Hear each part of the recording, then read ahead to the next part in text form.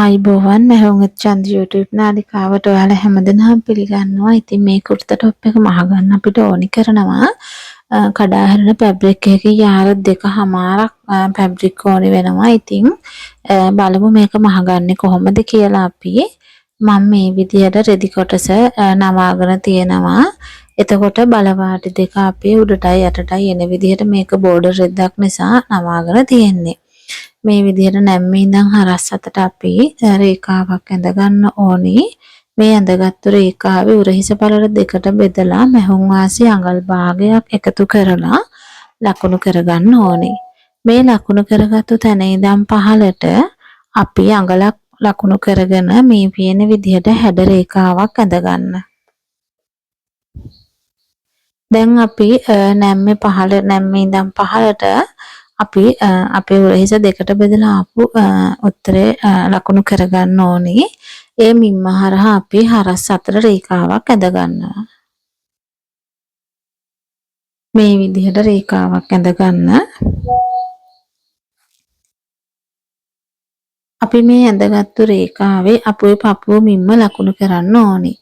පපුව මිම්ම හතරට බෙදලා ඒ සඳහා මැහුම් වාසි අඟලක් එකතු කරලා අපිට පුළුවන් ලකුණු කරගන්න.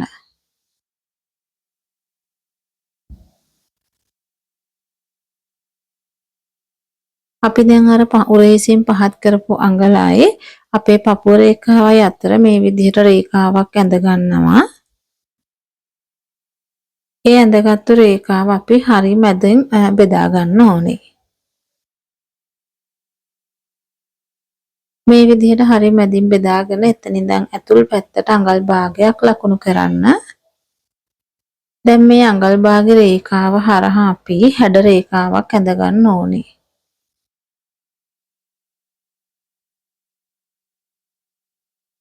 මේ විදිහට අපි අත්කට ඇඳ ගන්නවා. ඊට පස්සේ ඉතින් මේ ටික අපි ගොඩාක් වෙලාවට ඇඳුම් මහනකොට කරන නිසා ඔයාලට ගොඩක් පුරුදු දෙයක්.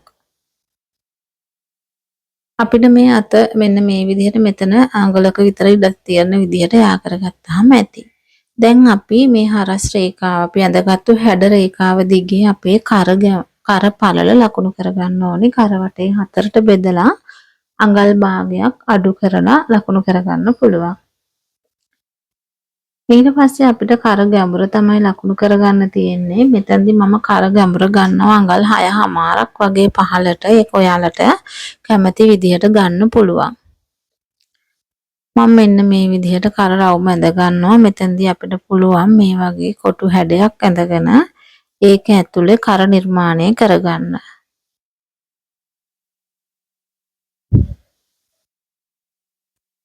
මේ විදිහට අපිට පුළුවන් මේ කොටු ඇතුලේ කර නිර්මාණය කරගන්න. ඉතින් ඔයාලට කර පළල තව වැඩිපුර ඕන නම් වැඩි කරගන්න පුළුවන්. ගැඹුරත් ඔයාලට වැඩිපුර ඕන නම් ගැඹුරු කරගන්නත් පුළුවන්. ඒකේ කිසිම ගැටලුවක් නැහැ. මම තව අඟල් කාලක් වගේ මම පළල වැඩි කරගන්නවා. වැඩි කරගෙන මේ විදිහට කර පළල වැඩියෙන් ඇඳ ගන්නවා. ඉතින් මේක ඔයාලට කැමති විදිහකට කරගන්න පුළුවන්. දැන් අපි කර පළල ලකුණු කරපු තැන ඉඳන් පහළට අපේ හැට් එක කියන්නේ අපේ කුර්තාවේ උඩ කොටසට ඕනේ උස ලකුණු කරගන්නවා. ඒ උස ලකුණු කරගන්නකොට උසට අඟල් භාගයක් මැහුම් වාසි එකතු කරලා ලකුණු කරගන්න. අපි මේ ලකුණු කරගත්තු ලක්ෂ්‍ය හරහා හරස් අතර රේඛාවක් ඇඳ ගන්න. ඔයාලට පුළුවන් මේ ඇඳගත්තු රේඛාවේ ඔයාලගේ ඉනමින්ම ලකුණු කරන්නයි කියන්නේ කුර්තයකට අපි 60 කොටසට ගත්තු උස ගත්තු තැන ඇඟ වට ප්‍රමාණය මැනලා ඒ කොටස හතරට බෙදලා මැහුම් වාසි අඟලක් එකතු කරලා ලකුණු කරගන්න පුළුවන්. මේ විදිහට ලකුණු කරගන්න පුළුවන්. මෙතනදී මම මේ අරන් තියෙන්නේ විස්කෝස් ටයිප් එකේ රෙද්දක්. එතකොට ඒ වගේ රෙදි මේ විදිහට අපි හැඩ අංශය යා කරගන්න ඕනේ. ඊට පස්සේ අපිට පුළුවන් මේ අංශය දිගේ ඉහළට අඟල් භාගයක් ලකුණු කරලා මේ පේන විදිහට ලකුණු කරලා හැඩ රේඛාවක් ඇඳ ගන්න. දැන් අපිට තියෙන මේ ඇඳගත්තු කොටස් මේ රේඛාවල් දිගේ කපා ගන්න.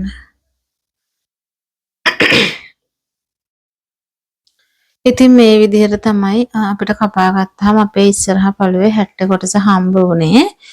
පිටිපස්සේ පළුවේ 60 කොටසත් අපි දැන් කපා ගන්න ඕනේ මේ විදිහටම නමලා. නැම්මට අපේ ඉස්සරහා පළුව මේ විදිහටම තියා ගන්න ඕනේ.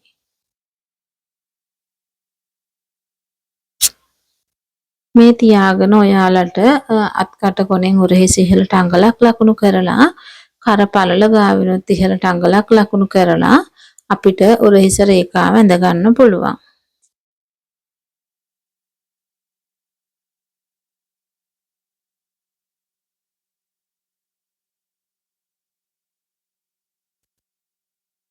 මේ ලකුණු කරගත්තු ලක්ෂ දෙක හරහා මේ විදිහට රේඛාවක් ඇඳගෙන අපි අත්කට යා කරගන්නවා.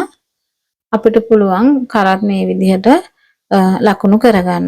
මෙතනදී මම පිටිපස්සේ කර පහත් කරගන්නවා ටිකක් වැඩිපුර. ඒක ඔයාලා දකින්න නැති හේතුව මම පිටිපස්සට පටියක් ගැට ගහනවා. මං අඟල් 5මාරක් වගේ පිටිපස්සේ කර පහත් කරගත්තා. පහත් කරගෙන මේ විදිහට කර ඇඳ ගන්නවා.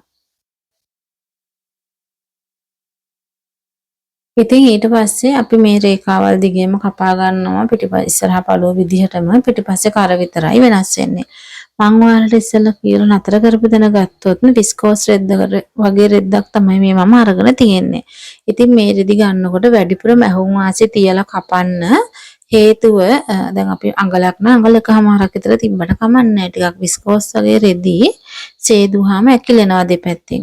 ඒ නිසා ඇඳුම ටිකක් ලොකුවට මහගත්තට කමක් නැහැ. හේතුවා මේක ඔයාලට අඩු වුණොත් එහෙම ප්‍රශ්නයක් නැහැ. වැඩිපුර තිබ්බොත් හදා ගන්න පුළුවන්.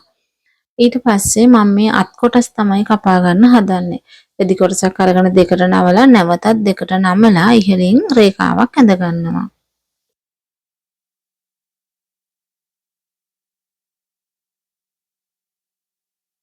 මේ රේඛාව ඉඳන් පහළට සම්මත අත්කට උස අඟල් 4මාරක් ලකුණු කරගන්න පුළුවන්.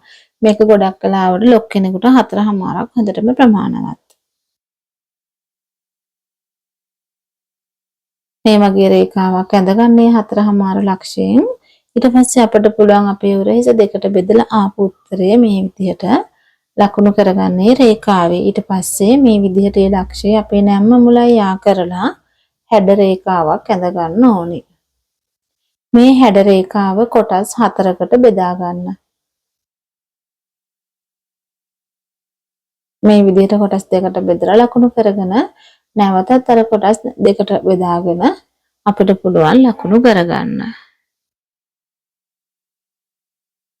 ඉතින් අපි මෙන්න මේ විදිහට අඟල් භාගයක් පහළට ලකුණු කරගන්නවා මේ ලක්ෂයෙන්. ඔයාලට පේනවා මෙතනදී මම ලක්ෂ කියන්න ඕනේ නැහැ. මේ පේන තැන ලක්ෂයෙන් ඔයාලා ලකුණු කරගන්න මැද ලක්ෂය අතෑරලා අනිත් ලක්ෂයෙන් ඉහළට අඟල් භාගයක් ලකුණු කරගන්න. ඊට පස්සේ අපිට පුළුවන් මේ දිග ඇරුණු S අකුරක් හැඩයට මේ ටික යා කරලා අපේ අත්කට ඇඳ ගන්න.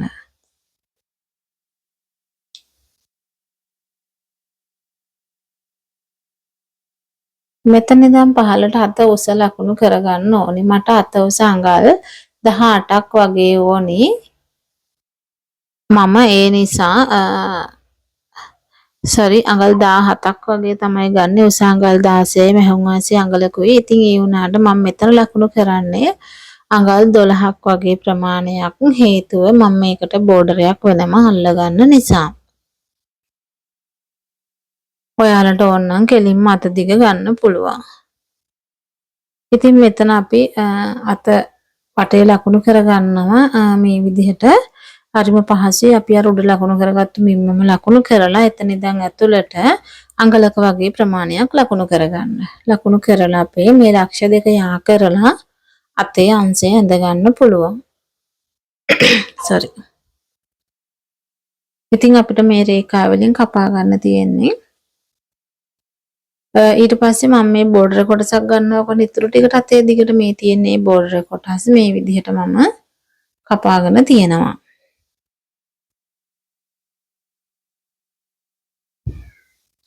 ඉතින් හරිම ලේසියෙන් ඔයාලට මහ ගන්න පුළුවන් මේ ගවුම් මේ টොප් එක.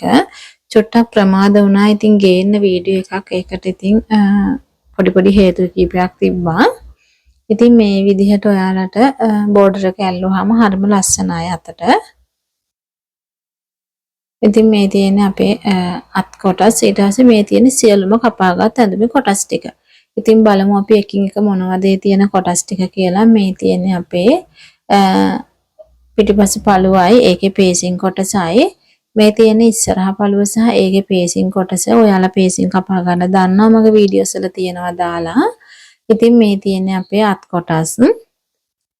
ඊට පස්සේ මෙතන තියෙනවා පිටිපස්සට ගැට ගහන්න කපාගත්තු පටි කොටස් දෙක.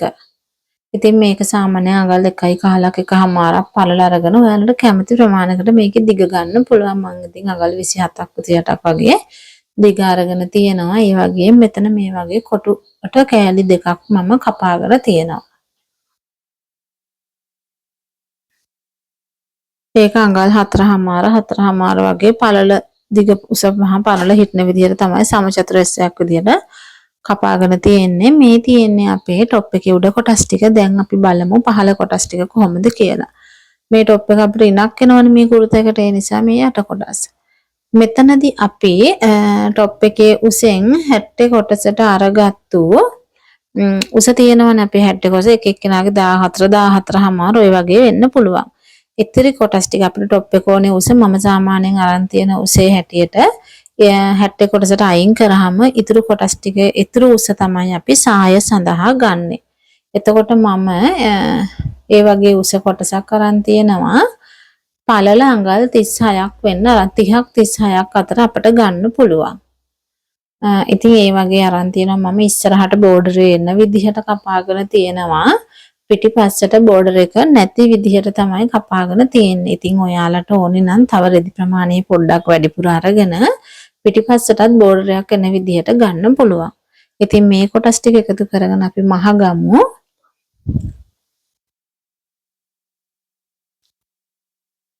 මෙතනදී මම මුලින්ම පටි කොටස් ටික මහ ගන්නවා. ඉතින් ඔයාලට හරිම ලේසියෙන් මේක මහ ගන්න පුළුවන්. මේ පේන විදිහට නමලා ඔයාලට තියෙන්නේ මහගෙන යන්න. මෙතනින් මේ විදිහට නැවුවා, නැවතත් නැවුවා. ඊට පස්සේ අපිට පුළුවන් මැදින් ආයෙ නවලා අයිනෙන්ම මහගෙන යන්න. ඉතින් හරිම ලේසි. ඔයාලට මේක මහ ගන්න මේ ඇඳුමට විතරක් නෙමෙයි තවත් ඇඳුම් වලට ඔයාලට මේක භාවිතා කරන්න පුළුවන්.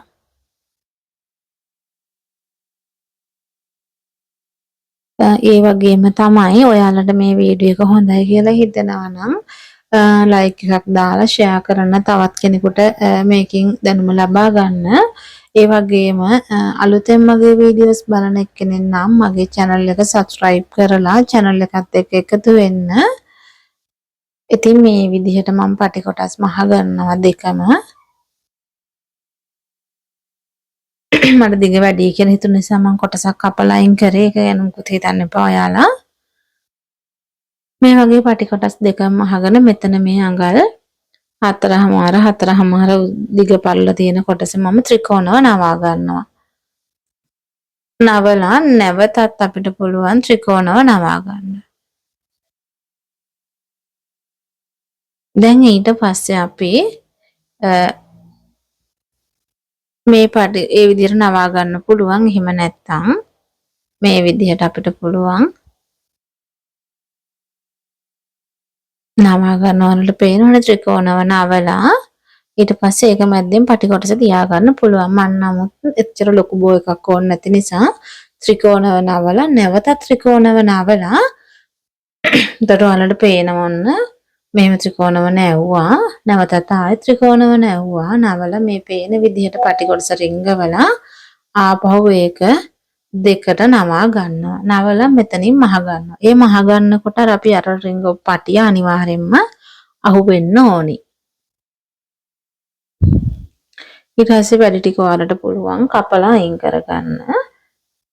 ඒ අයින් කරලා මේක අනිත් පැත්ත හැරෙවුවහම මල් පෙත්තක් වගේ තමයි අපිට තියෙන්නේ. පොඩි ලිලි මලක් වගේ අර. ඉතින් මේ විදිහට තමයි තියෙන්නේ. ඒ වගේ පටි කොටස් දෙකම හදා ගන්න ඕනේ. මේකෙත් ආයි බලා ගන්න මේ විදිහට නැවුවා. ඊට නැවතත් දෙකට නැවුවා. නවලා මෙන්න මේ විදිහට පටිකොත්ත රිංගව ගන්නවා. රිංගවල ආයෙත් නමා ගන්නවා. නමාගෙන මෙතන අපි මහ ගන්නවා. ඉතින් හරිම සරලයි.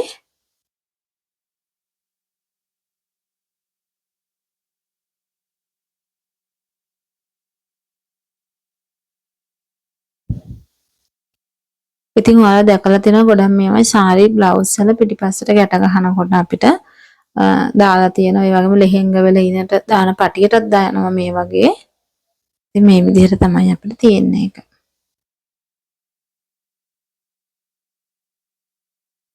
ඉතින් ඊට පස්සේ මම අත් කොටස් වල අපේ බෝඩර් එක අල්ල ගන්නවා.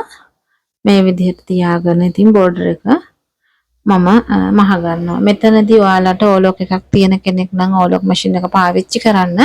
මම මෙතනදී ඕලොක් මැෂින් එක පාවිච්චි කරන්නේ නැහැ. ඒකට හේතුව මට මැෂින් දෙකට මාරු වෙන්න ගියාම ටිකක් කරදර නිසා මට ඕනි ඔයාලට මේක මහ ගන්න විදිහ කියලා දෙන්න. ඉතින් ඒක නිසා මම මැෂින් වලට මාරු වෙන්නේ නැහැ.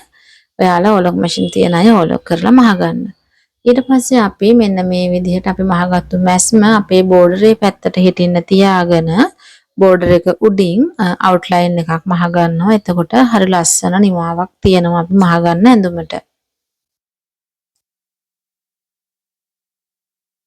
ඊට පස්සේ අපිට පුළුවන් වාටිය මහ ගන්න. අඟල් භාගයක් විතර වගේ වෙන්න පළලට වාටියක් මහ ගන්න.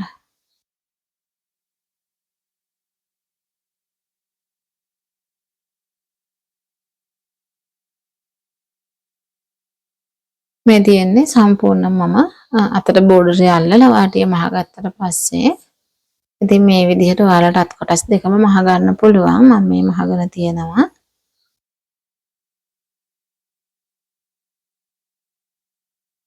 දැන් අපි පේසින් කොටස් අල්ල ගන්න ඕනේ මේ අඳුන් වලට.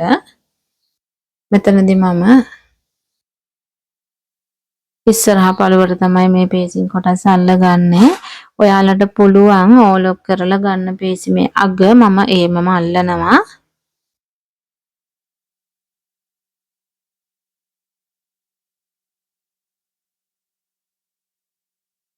මේ විදිහට තියලා අපි පේසින් කොටස් අල්ල ගන්න ඕනේ. මෙන්න මේ අග තමයි ඕලොක් කරගන්න පුළුවන් ඔයාලට. එහෙම ඕලොක් කරන්නේ නැති කෙනෙකුට මේ වගේ පොඩ්ඩක් වාටියක් නවලා මහ ගන්නත් පුළුවන්. ඒක කිසිම ගැටලුවක් නැහැ. මේ රෙද්ද ටිකක් නූල් යන්න බලන මේ නිසා ඕලොක් තියන අය ඕලොක් කරගන්න. මේ විදිහට මම සම්පූර්ණම කරවටේට පේසිම තියලා මහ ගන්නවා.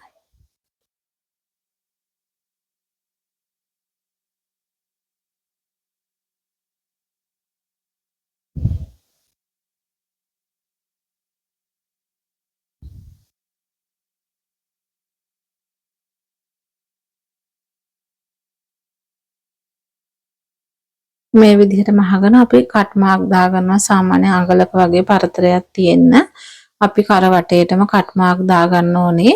නූල් අර අපි මහගත්තු නූල් කොටස කැපෙන්නේ නැති වෙන විදිහට කට් මාක් එක දාගන්න පොඩ්ඩක් පරිස්සමට.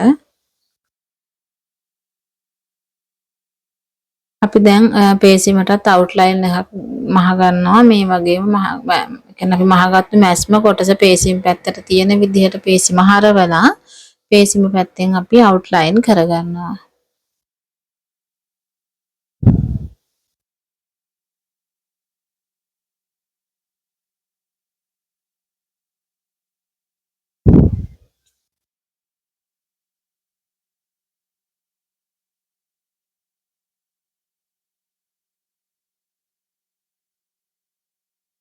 දැන් ඔයාලට මේ තියෙන්නේ අපි මහගත්තු පේසින් කොටස. sorry. ඔයාලට ඕන නම් මේ විදිහට පේසිම හරවලා ඔයාලට අවුට්ලයින් එකක් මහ ගන්න පුළුවන් උඩින්. එහෙම මේ විදිහට හරවගෙන අවුට්ලයින් කරගන්න පුළුවන්. එහෙම නැති වුණත් මේක අයන් කරාම උඩට එන්නේ නැහැ. දැන් මම පිටිපස්සේ කරත් පේසි මේ විදිහට මහ ගත්තා.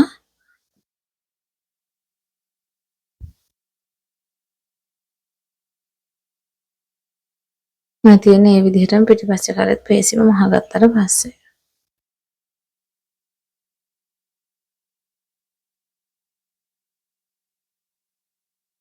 දැන් අපිට සායවල් කොටස් මහ ගන්න තියෙන්නේ අපේ টොප් එකේ. දැන්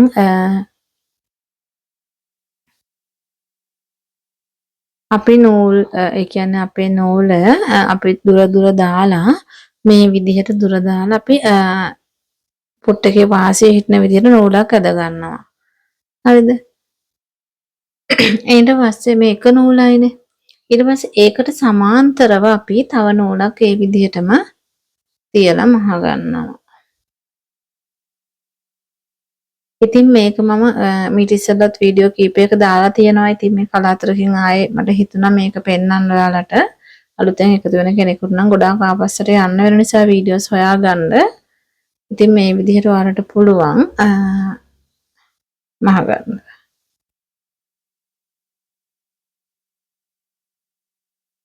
දැන් මෙතන නූල් දෙක අපි මේ විදිහට පොඩ්ඩක් පාදලා අරගෙන අපේ යට තියෙන නූල් වල ගැන බොබින් එකේ යන නූල් කොටස තුනනේ යට ඒ කොටසින් අල්ලලා අදින්න ඕනි මේ විදිහට. එතකොට අපිට ඕන ප්‍රමාණයට රෙඩි කරගන්න පුළුවන්. මේක ඔයාලට ඕන කරන ප්‍රමාණයට මේ විදිහට ඇදලා රෙඩි කරගන්න පුළුවන්. එක පැත්තකින් මේ විදිහට රෙඩි කරගෙන අනිත් පැත්තෙනුත් ඒ විදිහටම රෙඩි කරගන්න.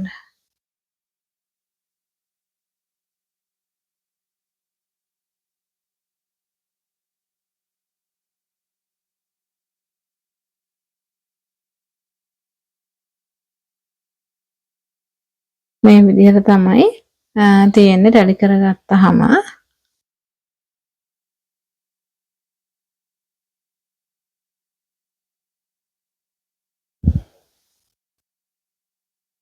දැන් ඔයාලට පුළුවන්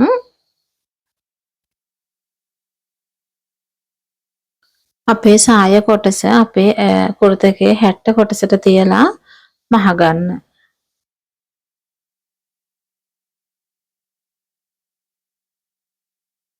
ඉතින් මේ විදිහට තියලා මහ ගන්න. ඒ මහ ගන්නකොට ඔයාලට තේරුණොත් රැලි අඩුයි වැඩි කියලා ඔයාලට පුළුවන් ඒක අපේ අර නූලෙන් ඇඩ්ජස්ට් කරගන්න ගමන් මහන්න. ඒ වගේම අර හැමතැනම රැලි ටික විහිදෙන විදිහට ඔයාලට හදා ගන්න පුළුවන්.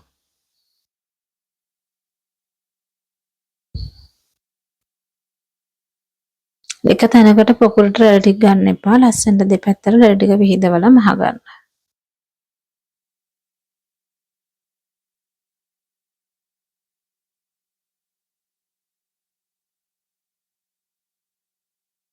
ඒ වගේම කියන්න ගොඩක් සතුටු කාරණාවක් තියෙනවා මේ වෙලාවේ.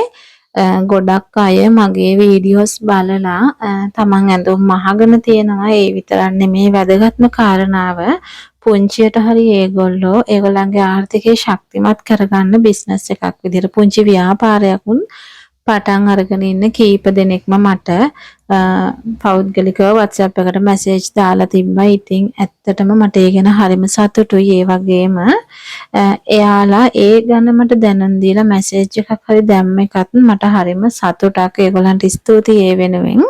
ඉතින් මම ඇත්තටම කැමතියි මන් දාන වීඩියෝ එකකින් කවුරුම හරි කෙනෙක් පුංචි හරි ප්‍රයෝජනයක් ගන්නවා නම් ඇත්තට මේක සතුටක්.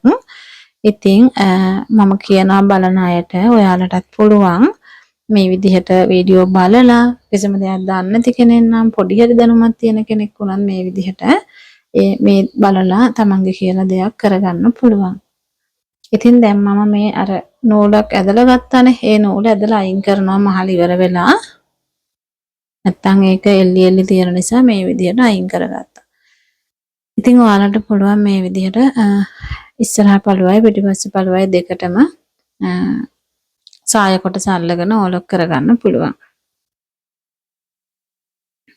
මම මෙතනදී අපේ රැලි ටික 60 පැත්තේ අර මහගත්තු මැස්ම 60 පැත්තට හරවලා ඒ උඩින් 60 උඩින්ම අවුට්ලයින් කරගන්නවා. එතකොට මේක අර ලස්සනට තියනවා පිම්බිලා වගේ තියෙන්නේ නැහැ.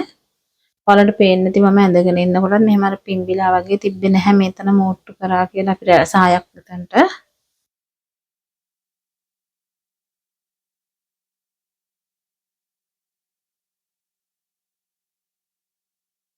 මම ඇදලා දාන්නේ මහපු නූල් නෙමෙයි අර අපි රෙඩි කරගන්න ගහගත්තු නූල් කොටස. ඉතින් මේ තියෙන්නේ අපේ සාය කොටස අපේ කුර්ත එකේ 60 කොටසට තියලා මහගත්තට පස්සේ කොටස් දෙකේම පළු දෙකම ඉදිරිපස සහ පිටිපස්ස. දැන් අපිට උරහිස මූට්ටු කරගන්න ඕනේ. මෙතනදී ඔයාලට උරහිස මේ විදිහට පේසින් දෙක ඇතුළට නවලා තියලා මූට්ටු කරගන්න පුළුවන්.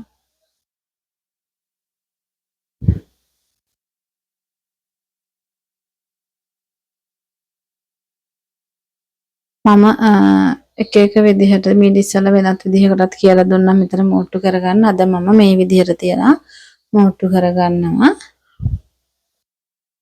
ඉතින් ඔයාලට පුළුවන් මේක normal machine එකේ මහලා පොඩි ඕලොක් එකක් හරි තියනවා නම් ඕලොක් කරගන්න.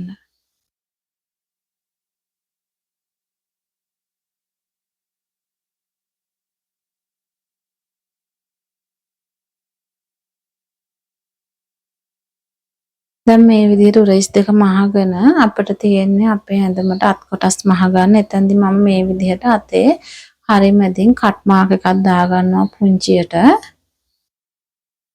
අත් දෙකේ මේ විදිහට කට් මාක් දෙක දාගන්න.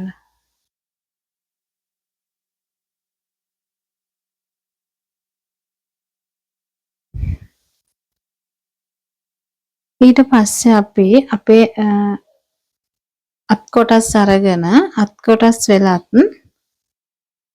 කට් මාක් දාගන්න ඕනේ හරි මැද. එතකොට අපි ඇඳුමේ අත් කටට දාගත්තු කට් මාක් එකයි අතේ කට් මාක් එකයි එක උඩ එක තියලා මේ විදිහට අපිට මහ ගන්න පුළුවන්. එතකොට අපිට අර දෙපැත්තෙන් එළියට අත හරි චූටි හරි ලොකු වීමක් තිබ්බොත් එකම සමානව තමයි දෙපැත්තට බැලන්ස් වෙලා ඒක හරියනවා.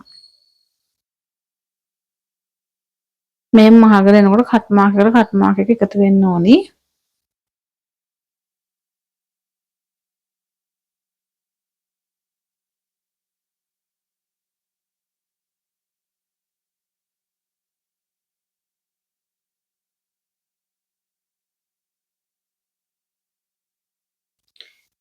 මේ තියෙන විදිහට අත් කොටස් මම මහගත්තා. ඉතින්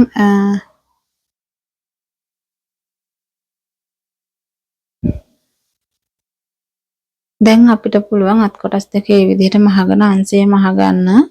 මේ විදිහට අත වාටියේ ඉඳන් මෙහෙම අල්ලගෙන අපිට අංශය මේ විදිහට මහගෙන එන්න පුළුවන්.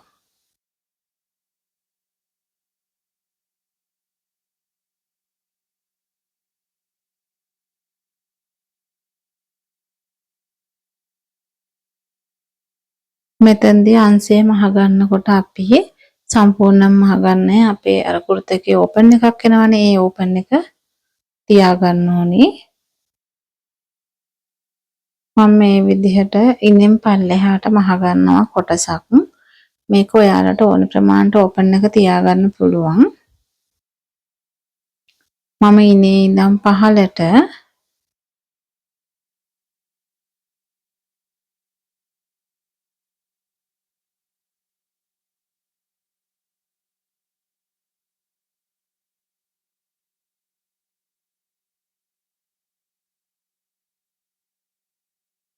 ඉනේ ඉඳන් පහළට මම අඟල් 3ක් වගේ ප්‍රමාණයක් තමයි තියාගන්නේ. ඉතින් මේ විදිහට අඟල් 3ක් වගේ ප්‍රමාණයක් තියාගන්න. ඔයාලට පුළුවන් තව ටිකක් පහතට ඕනනම් මහගන්න. ඒක ඔයාලගේ කැමැත්ත අනුව කරගන්න. මේ විදිහට මහලා මම එතන ටැග් කරගන්නවා.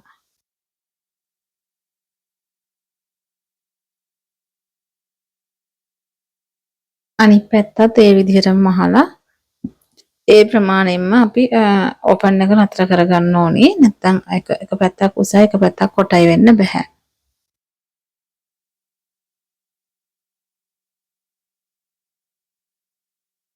ඉතින් මේ විදිහට මහගෙන අපිට තියෙන්නේ දැන් වාටි මහගන්න.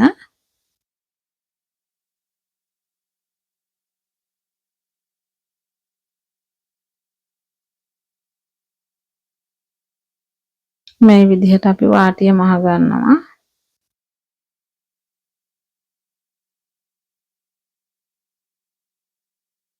ඉස්සෙල්ලාම මම ඕපන් එකේ වාටි දෙක තමයි මහගන්නේ. මම දෙපාරක් නවලා මහගෙන යනවා. ඒක පුට් එකේ වාසියට වගේ වාටිය පළල තිබ්බහම ඇති.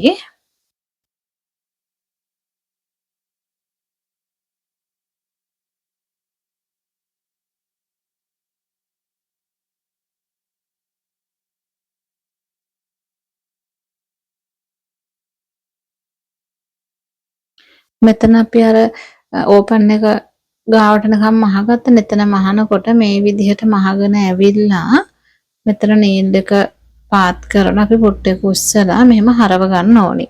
හරවගෙන එතනට පොඩි හතරැස් විදිහට තමයි හැරවෙන නිකාම් හරවන්න නැහැ මේ විදිහට. ඊට පස්සේ අපි අනිත් පැත්තේ ඕපන් එකත් මේ විදිහට මහ ගන්නවා. අනිත් පැත්තේ ඕපන් එක පැත්තට වෙන්න මේ විදිහට ඕනනම් මහගෙන එතනින් ආයෙ අපි නීල් එක මෙහෙම පාත් කරලා පුට්ටේක උස්සගෙන මේ විදිහට හරවන ආයෙ මේ පැත්තේ ඕපන් එක පහළටම මහගෙන එනවා.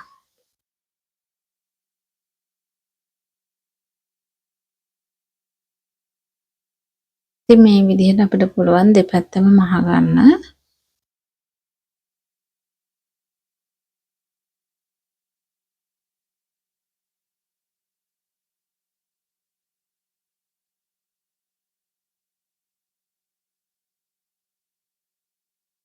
මේ විදිහට මහ ගන්න පුළුවන් දෙපැත්තම.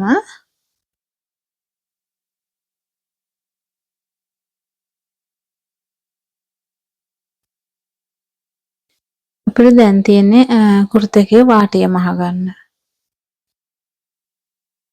කුර්තකේ වාටිය මේ විදිහට මහ ගන්න පුළුවන්.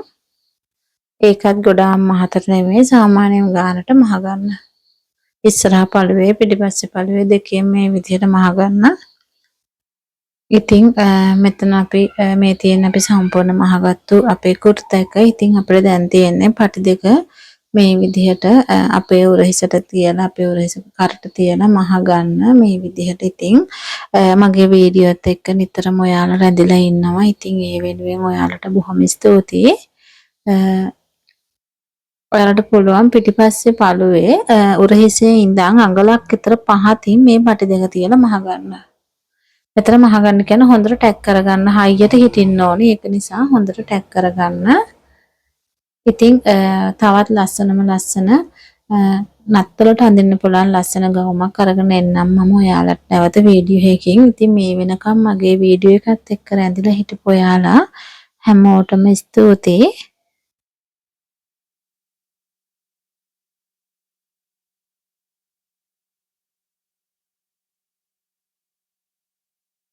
අනිත් පැත්තත් මේ විදිහටම මහ ගන්න.